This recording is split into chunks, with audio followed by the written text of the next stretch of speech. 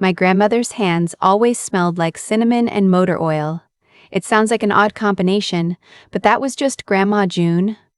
A woman who could frost a 3-layer cake in the morning and change a carburetor in the afternoon without breaking a sweat. She ran her bakery, Sweet June's, for 31 years out of a converted auto shop on the edge of Clover Falls, Ohio. And that building, with its mismatched brick and the hand-painted sign she'd done herself, was as much a part of her as her laugh lines and her stubbornness. Before I tell you what happened after she died, I'd love to know where you're watching from and what time it is where you are. It still amazes me how far these stories travel. The call came on a Wednesday.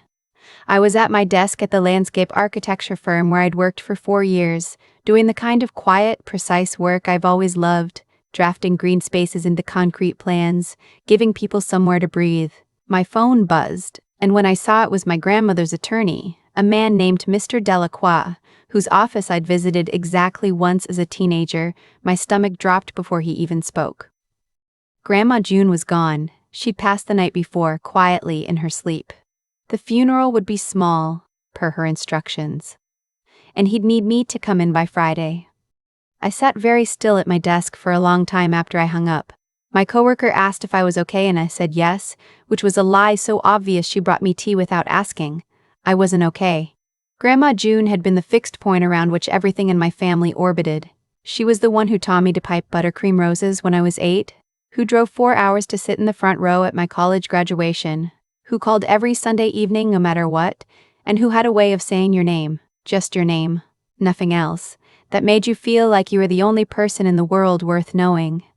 I am Simone, 31 years old. I work with plants and blueprints and I live a careful, measured life. I was not ready to exist in a world without her. When I called my parents that evening to tell them I'd be driving out to Clover Falls for the attorney meeting, my mother's response stopped me cold. She paused, not the pause of someone absorbing grief, but the pause of someone recalibrating, and then she said very carefully, "Did he mention the bakery?" Not, "How are you holding up?" Not, "She loved you so much," not even, "I'm going to miss her." Did he mention the bakery? My father's voice came through in the background, quieter, but I caught the words, assessed value, and prime location, and something about a commercial real estate contact he had in that county. I told them I'd call them after the meeting and I got off the phone as fast as I could. I sat on my apartment floor with my cat pressed against my leg and tried to understand what I'd just heard. My mother was Grandma June's only daughter. She had not driven the 40 minutes to visit that bakery in over 3 years. She had complained, loudly and often, that her mother's insistence on running that little shop instead of retiring was embarrassing, a waste of potential, a conversation stopper at dinner parties. And now, within 20 minutes of hearing her mother was dead, her first question was about the asset. I told myself I was being uncharitable. People grieve in strange ways. Maybe she just needed to know what was happening practically. I told myself a lot of things that night that I didn't really believe. The attorney's office was on the second floor of a building that smelled like old carpet and fresh coffee. Mr.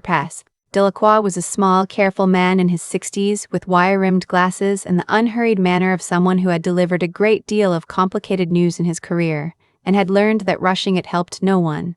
He offered me water before he said a word about the will, and that small act of decency nearly undid me. Grandma June had been, he explained, more financially deliberate than anyone in our family had realized. The bakery building, which she had paid off entirely in 2019, sat on a corner lot in a neighborhood that had appreciated significantly. A commercial appraiser had put the property and business together at just over $900,000. There was also a separate savings account, modest but real, and the contents of the bakery itself, equipment, the recipes she'd written by hand into 2 fat binders, a customer database she'd kept on index cards for decades. All of it, he said, was left to me. I stared at him. He slid a document across the desk and waited while I read it. My name was there, clearly, repeatedly. The will was explicit and recently updated. She'd redone it 14 months ago with Mr. Delacroix's help. A fixed sum went to a local food bank she'd supported for years. A piece of jewelry went to a longtime friend. Everything else, the building, the business, the savings, came to me. She left a letter too, Mr. Delacroix handed it over in a sealed envelope and excused himself to get more coffee, giving me the kind of privacy you can't really ask for.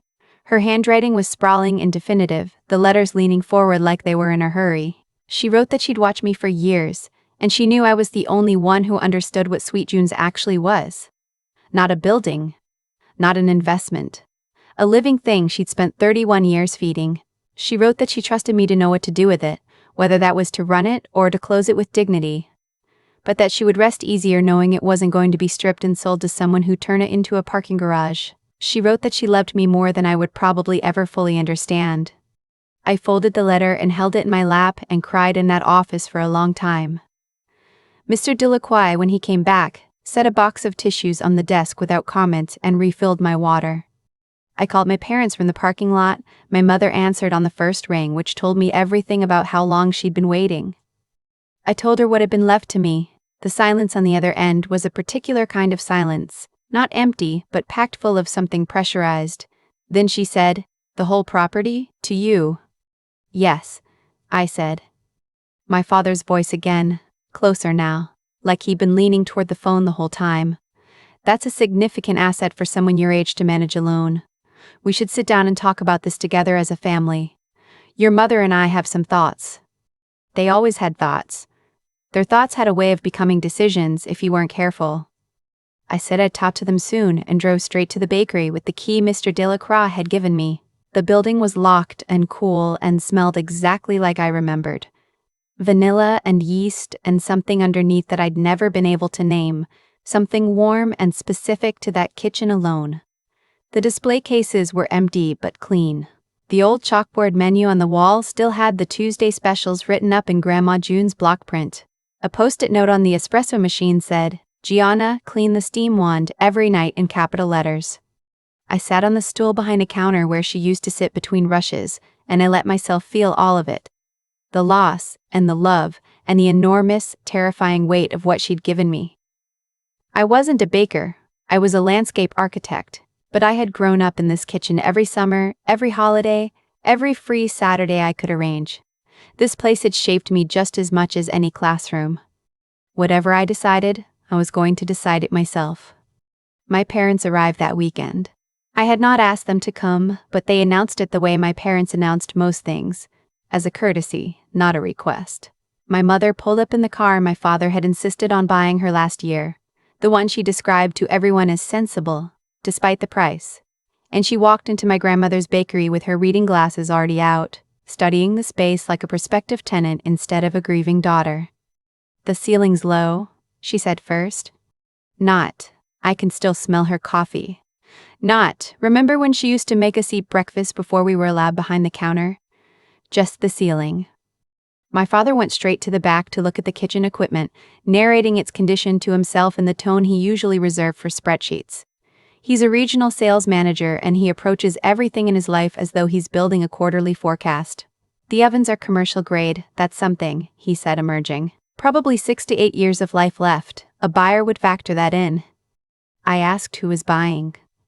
He looked at me with the patient expression he uses when he thinks I'm being willfully naive. "Simone, you're a landscape architect. You live 40 minutes away. You can't run a bakery." "I haven't decided what I'm going to do with it yet." My mother looked up from her glasses. "You don't have to decide anything. That's what we're here for. We can take this off your plate. You're grieving." Her voice was gentle and her eyes were not. "Your grandmother meant well, but she didn't think practically. Leaving all of this to you, a property, a business, permits, employees, she put a burden on you without asking if you wanted it." That word. Burden. The same word, almost exactly, as the video I had watched once about someone else's inheritance. The universal language of people who want something you have. I told them I needed more time. My mother pressed. My father pulled out his phone and showed me a number, a commercial real estate contact who had apparently already been called, already been briefed, and was apparently very interested in the corner lot. I felt something go cold in my chest. That evening, while they were ordering dinner on my grandmother's old kitchen table and debating square footage, I excused myself to make a phone call. I went outside and stood in the small garden my grandmother had kept behind the bakery. herbs she used in her baking, a few tomato plants, a wind chime she'd bought at a craft fair in 2004. And I called Mr. Delacroix. I had called him 3 days earlier, actually, the day after I got the letter. Because somewhere between reading her handwriting and driving to the bakery, something had clicked into place. A memory from years ago, my grandmother sitting across from me at her kitchen table, very serious, telling me that the only thing she'd ever seen ruin families faster than hardship was unexpected money. She'd said she'd talked to her attorney. She'd said she'd taken steps. At the time, I hadn't fully understood what she meant. Now I called Mr. Delacroix and asked him to explain what she'd actually done. He walked me through it calmly and thoroughly. 14 months ago, when she updated her will, she'd also done something else. She'd transferred the bakery property into an LLC, Sweet June's Holdings, LLC, with herself as the sole member. When she passed, the operating agreement she'd drafted with Mr. Delacroix automatically transferred full membership to me.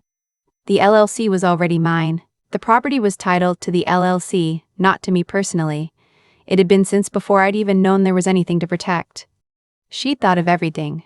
Of course she had. She was Grandma June. What that meant practically was significant. Any attempt to contest her will, to claim undue influence, to argue that she wasn't of sound mind, none of it would move the property, because the property wasn't in the will to be contested. It had already moved. It was already in the LLC. It was already mine in a way that was structurally separate from whatever legal maneuvering someone might attempt. Mr. Delacroix had chosen the operating agreement language very carefully for exactly this reason. I stood in the herb garden and breathed in the smell of rosemary and thought about how much my grandmother had loved me. Then I went inside and watched my parents eat her food at her table and said nothing. The week that followed was its own particular kind of waiting. My parents left Sunday evening, but they didn't really leave. My mother texted with links to commercial real estate listings, to articles about the liability of small business ownership, to a piece about a woman who'd inherited a struggling restaurant and made the hard but smart decision to sell. My father emailed me a spreadsheet, an actual spreadsheet with formulas projecting the property value against the cost of necessary upgrades, with a conclusion cell that read, "Net benefit of sale, significant." I saved the emails. All of them. I was not in a panic. I will be honest, there were moments, usually around 2 in the morning, when I lay awake wondering if they were right about the practical reality of it. I was not a baker. I had a job I liked. Managing a property and a business and staff from 40 minutes away was not nothing. Those doubts were real. But so was my grandmother's letter. So was her voice in my head every time I walked into that kitchen. So was the fact that the 2 binders of handwritten recipes were sitting on the passenger seat of my car like they'd been waiting for me. I took a week of leave from the firm. I spent it in the bakery, learning the rhythms of the place alongside Dorothea, the woman who had been my grandmother's assistant manager for 11 years and who welcomed me with quiet, steady grace. I met the other employees. I went through the books. I understood, for the first time, that Sweet June's wasn't struggling. It was profitable, steadily and modestly, the way businesses are when they're built on loyalty instead of hype. The regulars came every morning. They asked after my grandmother. Several of them cried.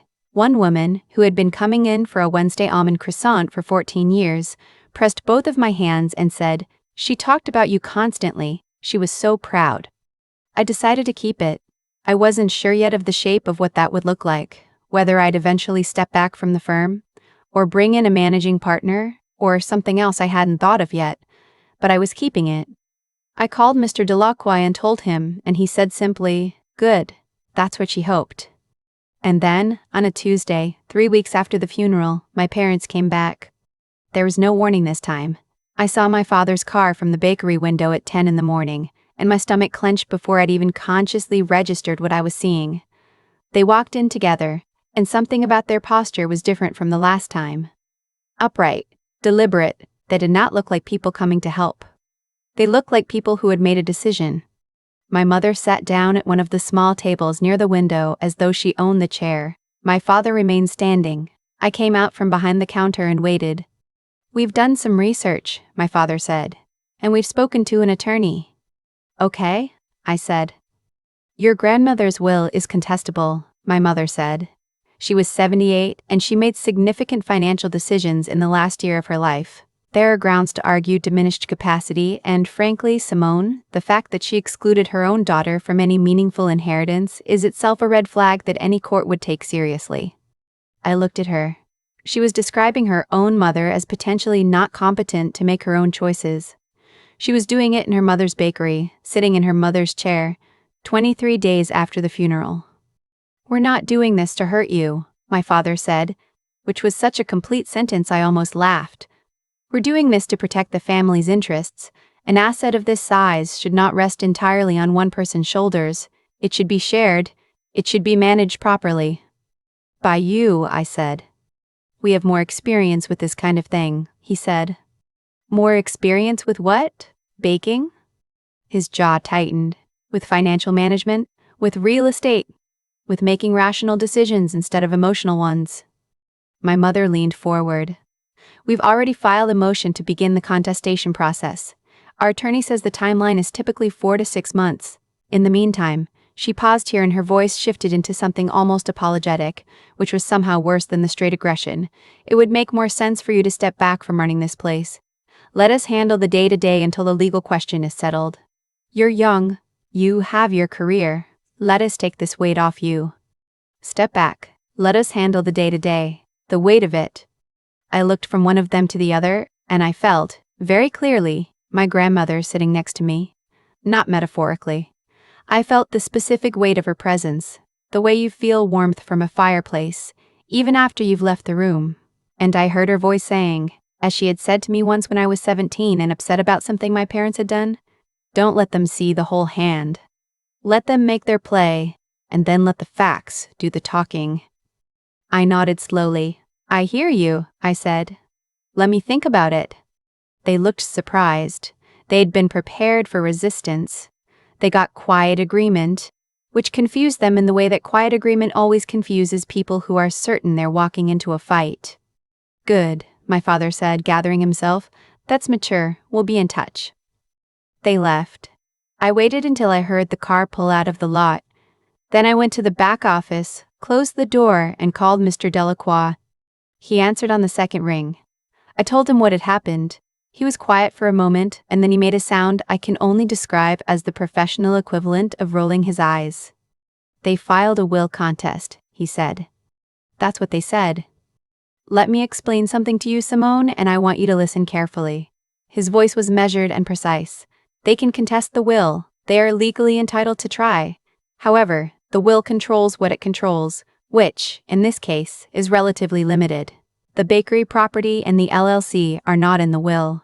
They were transferred to the LLC 14 months ago and are not part of the probate estate. A will contest cannot reach them. Whatever a court decides about the will, it will not move that property." I already knew this. He'd told me before. But hearing it again, in this moment, made it real in a different way. "The savings account and some personal property are in the probate estate," he continued. "They could potentially contest those. But I want you to understand, the bar for proving diminished capacity in a will contest is very high. Your grandmother was sharp, deliberate, documented. She wrote letters, she communicated clearly with me, she revised her will knowingly and voluntarily. Any court is going to look at the evidence and find a woman in full possession of herself." "What do?" I asked. "Nothing dramatic," he said. "Let them proceed. The motion will be reviewed. I will respond with documentation that will be difficult for any judge to look past. In the meantime, the LLC is yours, the property is yours, and you can continue running the business as normal because the business was never in dispute." He paused. "I will say this. Their attempt to manage day-to-day operations while the contest is pending is not a legal right. If they attempt to interfere with the business, that is a separate matter entirely." "Would it help to have it on record that they made that offer?" A brief pause. "Do you have it in writing?" I thought about the emails, the texts, my father's spreadsheet with the conclusion cell. "Yes," I said. "Keep everything," he said. "And I'd like you to come in Thursday. I want to walk you through the next steps." I came in Thursday. Mr. Delacroix laid out a timeline and a strategy with the same unhurried precision he brought to everything. He had already begun preparing his response to the will contest. He had the documentation from the original LLC transfer, the records of my grandmother's communications with his office, a letter she had written, sealed, notarized, left with him for exactly this purpose, attesting to her state of mind and her reasons for her decisions. She had known they might try. She had prepared for it the same way she prepared for everything, methodically, ahead of schedule, and with better handwriting than anyone else in the room. When I left his office, I sat in my car in the parking garage for a while and thought about my grandmother at 78, sitting in the same city, in an attorney's office, writing a letter to protect me from something that hadn't happened yet. Thinking about me. Worrying about me. Loving me in the most practical and thorough way she knew how. 3 months passed. My parents' attorney filed documents. Mr. Delacroix filed responses. I received calls from my mother that ranged from wounded to furious to almost warm, as though she was cycling through strategies. I kept the emails. I kept the texts. I went to the bakery every weekend and many weekday mornings before the firm opened. I learned to make the almond croissants, badly at first, and then better. I hired a part-time manager with 20 years of bakery experience to handle the days I couldn't be there. Dorothea taught me how to read the monthly books the way my grandmother had kept them. The will contest was dismissed. Mr. Delacroix called me on a Thursday afternoon and told me the outcome in one sentence. The judge had reviewed the evidence and found no grounds to proceed. The estate would be settled as written. I sat at my desk at the firm with the phone in my hand and didn't say anything for a moment. Then I asked, "Is it over?" "It's over," he said. "The LLC has been yours since the day she passed. That was never in question. And now the probate estate is settled as well. Everything your grandmother intended is held." I said thank you in a voice I didn't entirely recognize as my own. He said she would have been pleased, and I could hear in his voice that he meant it. I did not call my parents. I let Mr. Delacroix's office send them the formal notification. I had nothing left to say that would have been productive, and I had learned from my grandmother that not every door needs a loud closing. That evening, I drove to Clover Falls. I let myself into the bakery with my key, the one Mr. Delacroix had handed me on the day of our first meeting, and I stood behind the counter in the dark for a moment before I turned on the lights. The chalkboard still had the Tuesday specials. The post-it note about the steam wand was still there. I'd kept it on purpose. I sat on the stool where she used to sit, the one with the slight wobble she'd always meant to fix, and I looked at the room she'd built. The mismatched tile she'd chosen herself. The photographs along the back wall.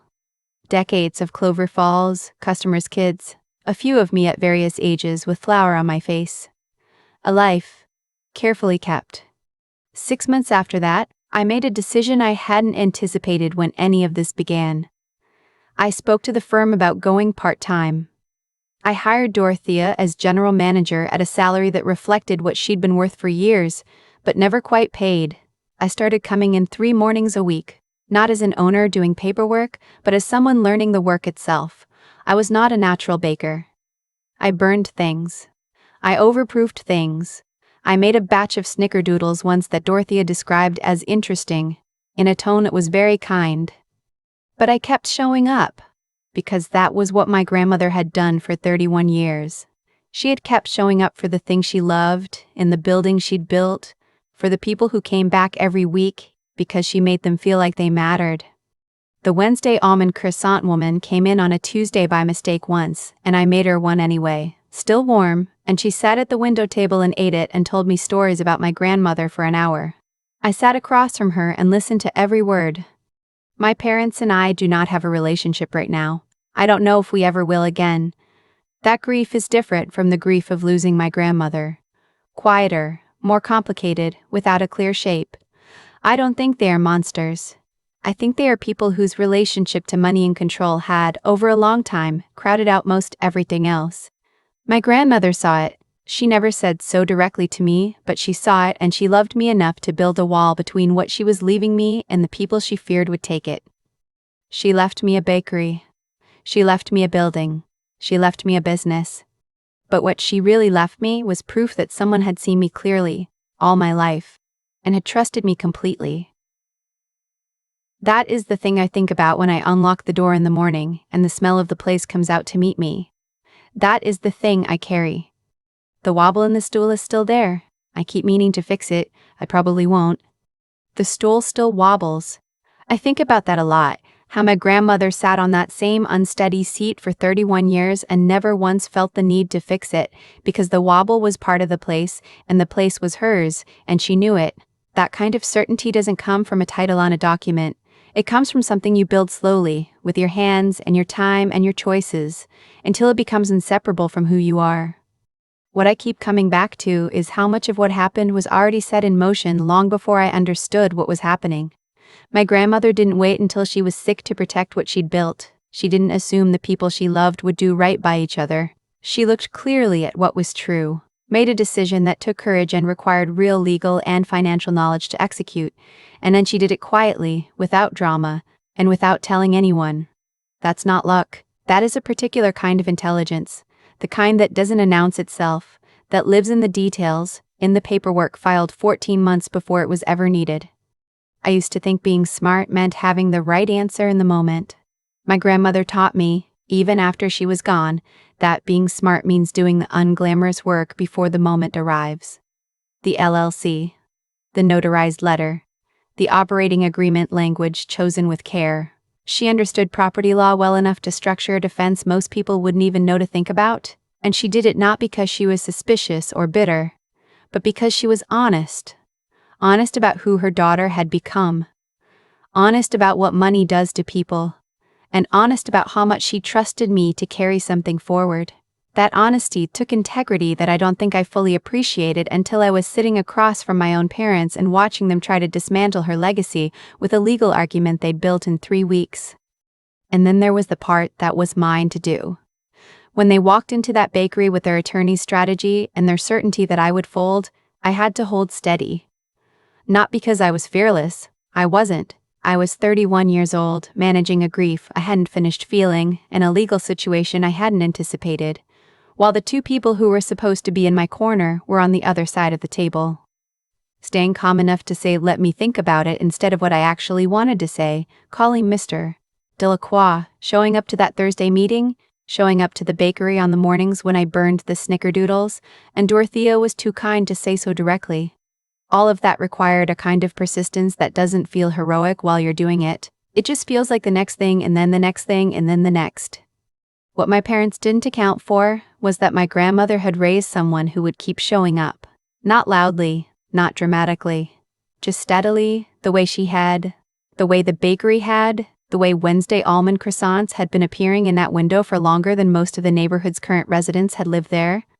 The will contest was dismissed. The bakery is mine. Those are facts that live in documents somewhere. But what I actually carry out of all of this is something harder to file. The understanding that what we protect, we have to be worthy of. And that being worthy isn't a feeling you wait to have, it's a practice. It's the wobble in the stool you keep meaning to fix, and the door you unlock anyway, every morning, because the place is yours and someone who loved you built it to last.